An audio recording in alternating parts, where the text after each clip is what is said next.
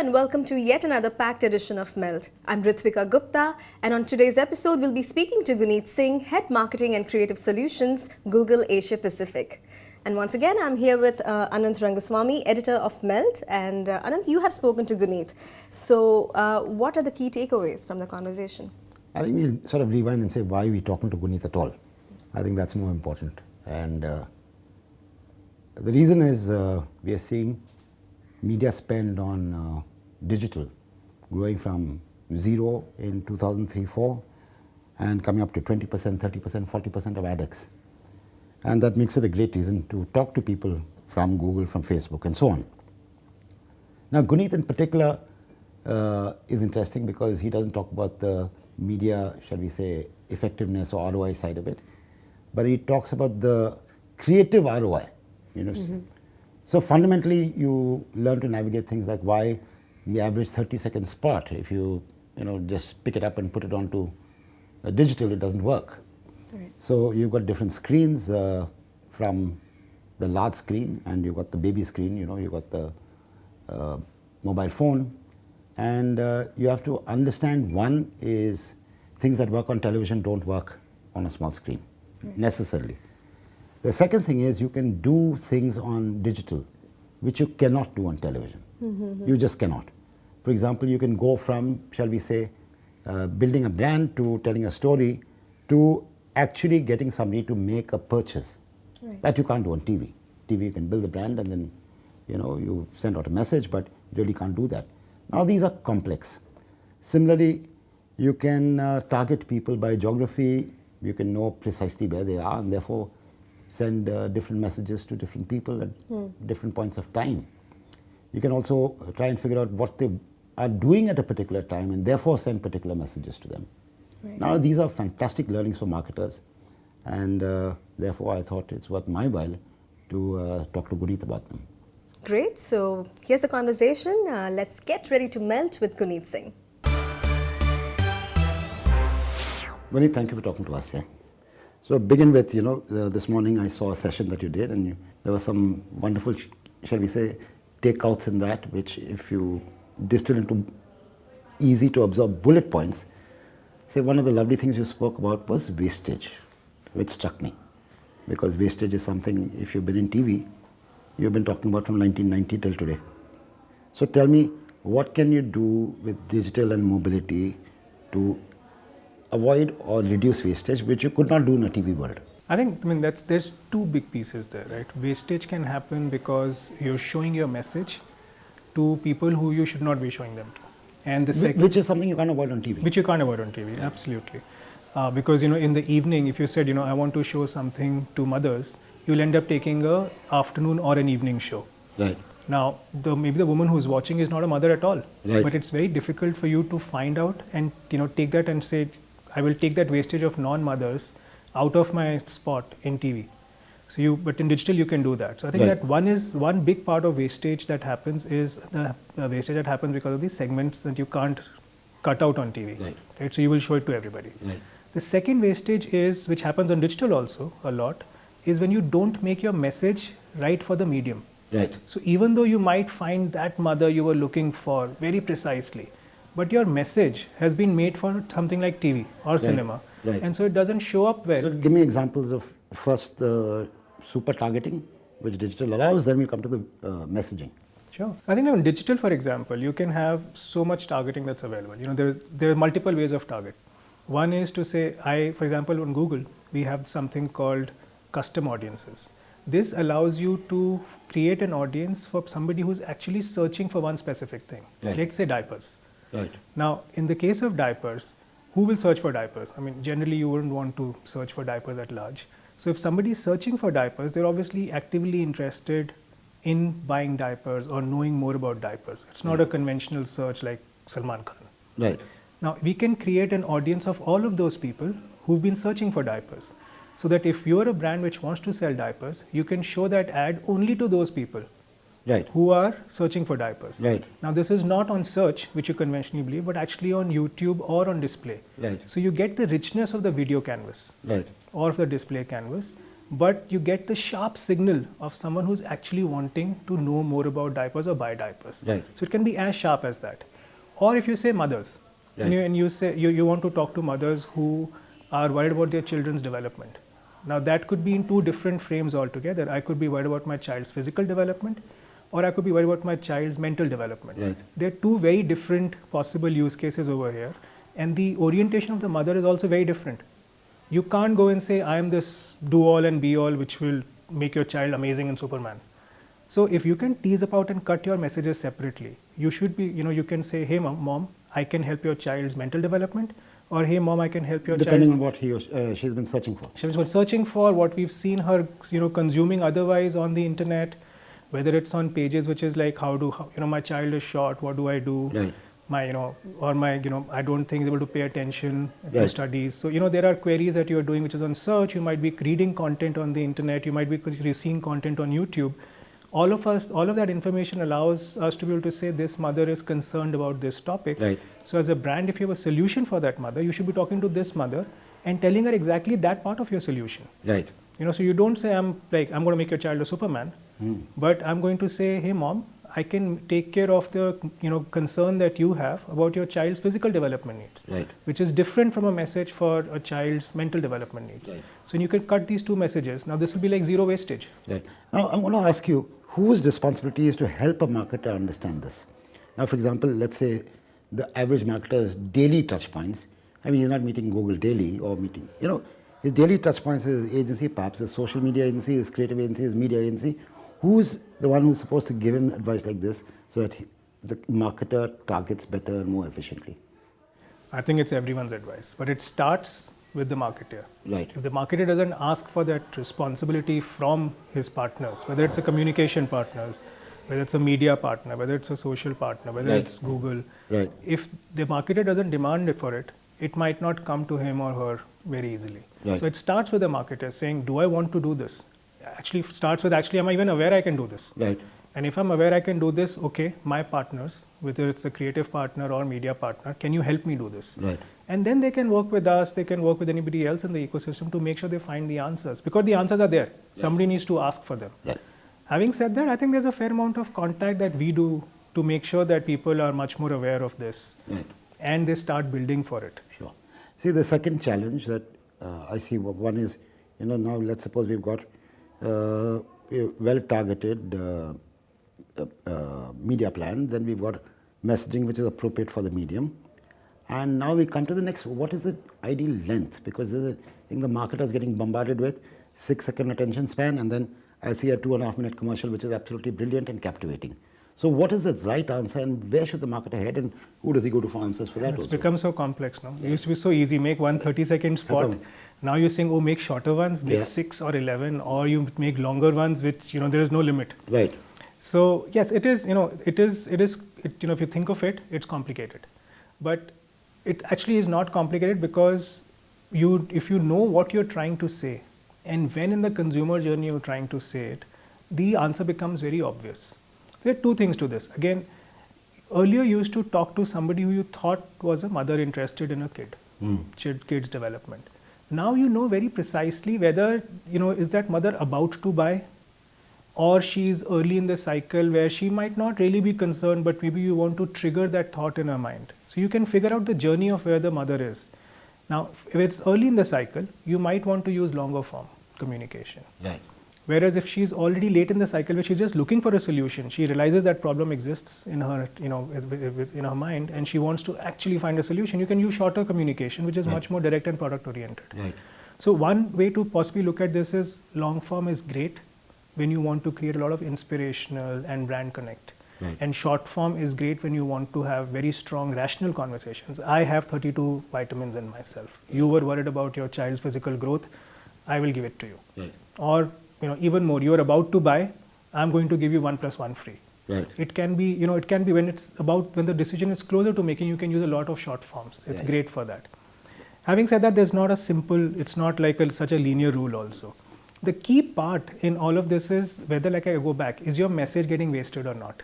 Right. And that is a function of how you construct the message. Using appropriate messages or length of messages depending on the situation. Right. And you're saying the more emotional, the longer, the less emotional, more rational, shorter, or depending on where you're on the cycle.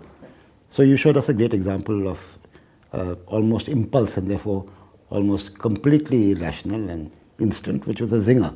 Yes. So tell me, explain that zinger campaign to me, and tell me why it works so beautifully on digital. So that's very interesting. The part that you mentioned, like I said, it's not an equation which means that longer has to be emotional and shorter has to be rational. You have to see what you're talking about and who you're talking to and what's the objective. So Zinger is an amazing example where they're not worried about. They're not saying we have vitamin E in our burgers. They're saying you should just buy a Zinger right now. And as with food, if you show food at the right time with the right context, there is a desire to eat. Right. So it was a lot about appropriate saliency. Now it's a burger. So how do you become relevant to millions of users on the internet? You could show them the same thing, which is a beautiful, burger patty with cheese falling on it, then the next slice coming and rotating. Sure. Very conventional way of doing it. Right. Or you could sort of go and say, let me make sure that everybody I talk to, I'm maybe doing something differently but more relevant to that person, so they'll remember me more. So they don't remember me as one more burger, but the Zinger burger who was saying something to me which was very contextually relevant to me at that point of time. So that's what they did. So if you look at it, they made like hundreds of videos. They knew this person is about to watch a cat video. This person is about to watch a makeup video. So they kept the same visual base, but they changed the messaging for cat video differently to what a makeup video was. Right. And when that was coming right before the video you saw, it was so relevant that the relevance of the message made sure that the brand would stick with you. Right. And that's how but this was all short form. These are all 6 seconds. Right. So effectively they got the so-called emotional saliency that they were looking for in a short form. With a call to action. With a call to action and with extremely high relevancy. Right. So they've used this medium very amazingly for that reason. Right. Now I want to get to, to seemingly, if this was all sublime kind of conversation, to down-to-earth conversation, 2 lovely points you made. One was on tapping, Everybody taps the phone, and why don't advertisers take advantage of the fact that people are used to tapping the phone? What is it that it allows consumers to do for brands? I think it's not just tapping. Tapping is one part of it. I think the larger part is that you are finally consuming a message on a screen with which you can do things. Right. So it's do more than It's tap. do more than, so tap is an expression of the do. Sure. Like on a TV screen, all you can do is change the channel or turn it off. Right. Right. So, but I don't think any advertiser will say, okay, don't see me now, please change channel. Right. Or shut the TV, enough of my ad. So nobody's going to say that. Right. But in digital, the point is that one, if your communication is strong enough and relevant enough, the user could at that point of time choose to interact with you because the content is there. The content is not going anywhere. So they can choose to interact with you at that point of time. That tap is an amazing experience for that. I see something, it's extremely relevant. I think I want to know more. I want to get more about or get this brand right now. I tap and I've got it. So, but nobody's asking you to tap. The interesting thing is this, we are still shooting for that passive screen and putting that same passive message on. So you gave me that Heineken example of the tap. Yes, so the Heineken example is actually an example of how somebody would say, maybe not tap me right now. Go ahead and see that that content after my ad. Sure. No worry. I'm showing you a bit of my ad. I'm telling you can find me more by typing in this search query. Right. After So you it's see more the do content. than tap. Yes, so it's part of the do, not an instant do, but do after you see the content. Right. So the Heineken ad is very, very good at that. They show you a bit of a tease. They say you want to see more, search for me and you will find me. Right. Now go see the content that you were looking for. Right. After that, you can exit the app, you can go back, go into search. The 3 things you want to type. That's when you type that query in, I'll be there to continue where we left off. Right. The beauty is when you put it in a search bar, there is a latent fear that users have about, do I remember the spelling correctly? And is there a capital or a small letter? Right. Or if I make a spelling error, will I get a wrong page or a 404 error? Right. But when you put it in search, that Google will figure out the answer for you and take you there. Right. And we've noticed... Especially if they found that you went and saw the Heineken ad, they'll correct it. Yeah, it's even more relevant. But, the interesting thing is when you do that, we've seen for brands who are very established, who are like 15-year-old brands, nothing new. Even for them, replacing the www with a search bar at the end has made the amount of people who've reached the brand go up by as high as 200%. Right. And that is just about using the interactivity. Putting www seems to be like a packaging norm. Brands used to put it because, oh, we have a web asset. Right. Let people also go there. But when you put a search bar there, or you put something which induces a tap, you're saying, hey, I know on this medium, somebody can take an action. And I'm asking them to take that action. And I'm giving them the best way to take that action. It could be a tap, it could be a search. Sure. But that willingness to put the ask for an action into the message has to be there. Today that's missing. Right. And adding that can make a huge difference to the message and the response you get from your message. Okay. So, like I said, I'm going from the sublime to the ridiculous. The last question I'm going to ask you also is even more ridiculous, which is, you said whatever piece of communication you create, step into the sunlight and have a look at it. Yes. Now, why is that? I mean, why are you telling me to go into the sun? Well, because more than 80% of the message that you're going to say is going to be played back on a mobile phone. Right. But when is the last time a marketer has got his creative partner show them the asset, the message the first time on a phone? Right. What will happen is they'll most probably come, they'll put it on a laptop, or typically in most cases it'll be on a large 40-inch screen or a 16-inch projector. Right. So you will see your messaging in that, in the nice conference room with controlled lighting and a huge screen, and say, this looks good, let me go ahead and approve this. Once you've approved it, it's going to go and go on a phone and be played back there 8 out of 10 times. And what will that user say? You have no idea of what that experience is. Right. And so I would say this is like a simple test. Forget the complications. So you're saying it's hygiene also? I'm saying it's absolutely essential, because if it will work on your phone, it will work on your TV. Right. But what might work on your TV might not work on your phone. Right. So I would say for next time you get an asset as a marketer, this is the one thing that if a marketer wants to do as they move up the digital curve, is to take that phone, take the ad on it, walk into the sun, hold it like a normal consumer does, and see the ad once. Right. That's all the user is going to give you, one view. If you're interesting, they will choose to see most of you. If you're boring, you're a dark screen, I can't make out what's happening, the skip is always there as an option to the user. And even if I choose to see you because you seemed interesting, but your brand message is weak, your brand visibility is not there, I might say, wow, amazing piece of content, that car was doing a really good stunt, but which car? I might forget which car. Right. So if it's a simple test. It's the simplest possible test I would say every marketer should do. This is the first step in their journey to be digitally for digital message production. Fantastic. Thank you so much.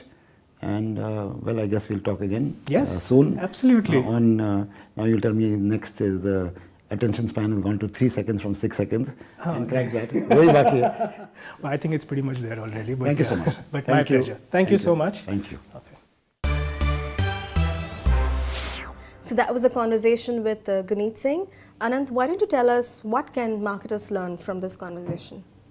I think there are multiple things they could learn from this conversation. It's not just one. Like I said at the top of the program, I think what I would hope that marketers learned, which is what I learned during the conversation, was the days are gone when you could just take what you made for TV and slap it onto digital.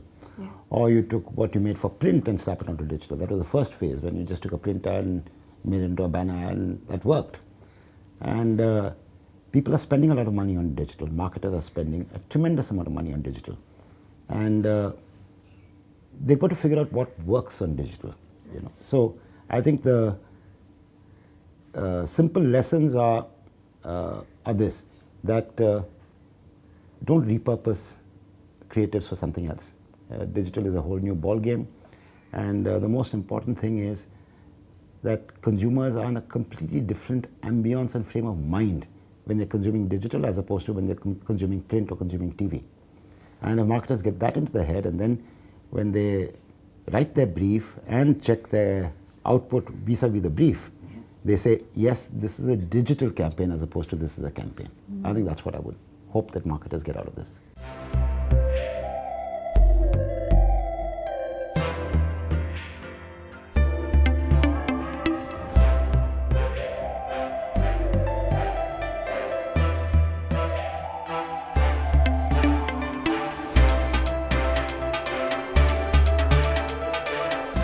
Well, on that note, it's a wrap on this edition of Melt. Next week, we'll be bringing you the highlights from WPP Data Day. So I'll see you next week, same time, same place. Don't forget to follow us on social media. Goodbye. One of the challenges for anybody, any marketer today, is the number of marketing partners that the company needs. You've got to talk to 10 Krishnas, it's not one Krishna.